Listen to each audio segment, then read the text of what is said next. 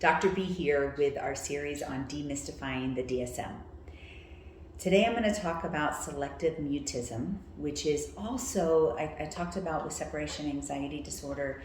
This is often a symptom of something else, but it does have its own diagnostic criteria because the treatment might be different, and it's also super important, especially in children, to make sure that it doesn't, that we go through the differential diagnoses, that there's not an actual communication disorder, that they have been evaluated by a speech therapist or an occupational therapist, so that we know for sure that this is truly selective mutism.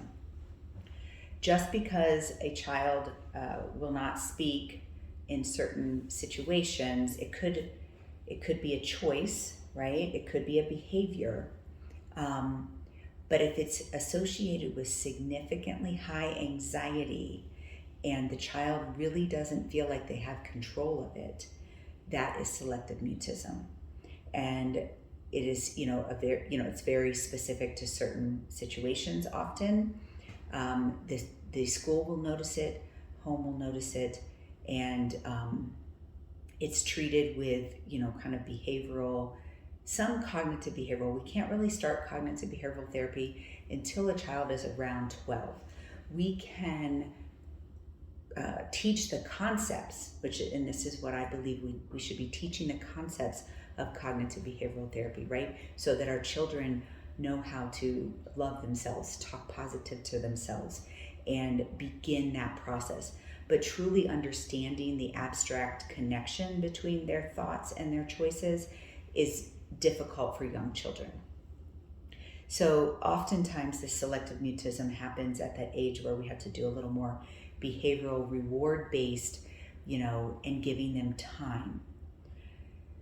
It is an anxiety disorder. There's severe anxiety behind that. So look closely, because they probably also meet criteria for generalized anxiety disorder, which we should and can treat with medication, right? Because the theory behind both depression and anxiety is that there is low neurotransmission, right? We have 26 plus neurotransmitters, and some, we theoretically think are associated with depression and anxiety. But in general, if we can increase one or more of those neurotransmitters, all of them will follow.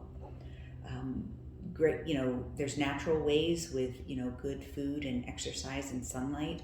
But if a person has gotten to the point of selective mutism, that anxiety is very, very high, and we should strongly be considering medication with either behavioral therapy or cognitive behavioral therapy, depending on the age and the ability of the child.